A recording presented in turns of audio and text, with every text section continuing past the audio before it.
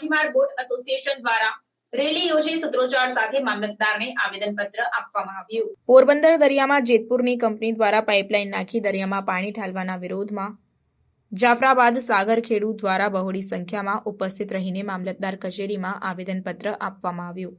જેતપુર ખાતે 2000 ઉપરાંત dying and printing ઉદ્યોગ ફેક્ટરીઓ આવેલી છે। આ તમામ ફેક્ટરીઓના કેમિકલ વેસ્ટ સમુદ્રમાં જતા રાજ્યના દરિયાઈ કાંઠા વિસ્તાર જે મત્સ્ય વિહોણો બની જશે તેમજ ઉપયોગમાં લેવાતી માછલીઓ આ કેમિકલ વેસ્ટથી પ્રભાવિત થતા લાખો પરિવારો પર અસાધ્ય રોગોનો પણ શિકાર બની શકે છે તેમજ દરિયાઈ જીવસૃષ્ટિ પર મોટો ખતરો ઊભો થશે અને દરિયાઈ વનસ્પતિ પર પણ ખતરો ઊભો થશે। આના કારણે લાખો માછીમારોની આજીવિકા છીનવાઈ જશે અને માછીમારો બેરોજગાર બની જશે।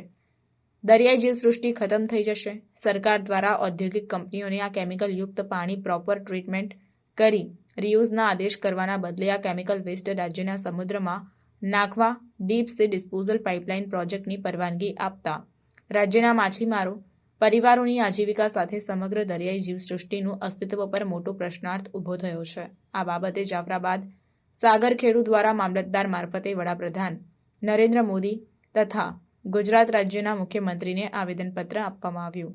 જાફરાબાદ માછીમાર બોટ એસોસિએશન પ્રમુખ કનૈયાલાલ તેમજ મુસ્લિમ સમાજ, કોળી સમાજ તથા તમામ બોટ માલિકો મોટી સંખ્યામાં બાઇક રેલી યોજી છાપણીએથી મામલતદાર સુધી આવેદનપત્ર પાઠવવા માટે પહોંચ્યા હતા। મારું નામ કનૈયાલાલ સોલંકી, પ્રમુખ શ્રી ખારવા સમાજ માછીમાર બોટ એસોસિએશન।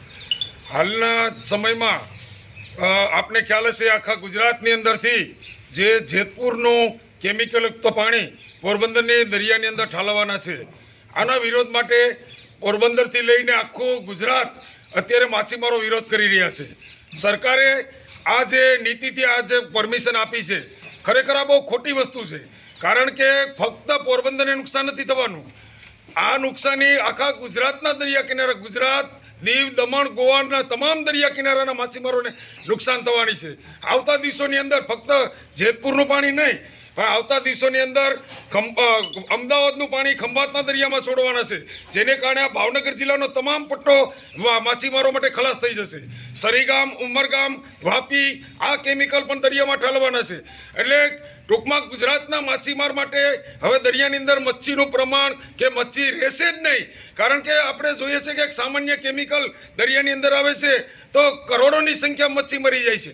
તો અમારો ખરેખર આ ગુજરાત આખાનો સૂર એવો છે માછીમારોનો કે કોઈ પણ સંજોગોમાં પોરબંદરની અંદર જેતપુરની જે લાઈન ઠલવવાની છે કેમિકલની, આ કામ બંધ રહેવું જોઈએ, નહીતર આવતા દિવસોમાં અમે અમારા ધંધા રોજગાર બંધ રાખી, બોટો બંધ રાખીને પણ અમે સરકારની સામે ઘરણા માંડીને બેસવાના છે। આ અમારો એક નિશ્ચય નિર્ણય છે અને અમે જાફરાબાદના તમામ હિન્દુ, મુસ્લિમ, કોળી, ખારવા સમાજ આ તમામ આ ગુજરાતનો જે વિરોધ છે એની સાથે અમે સામેલ છે અને સહમત છે।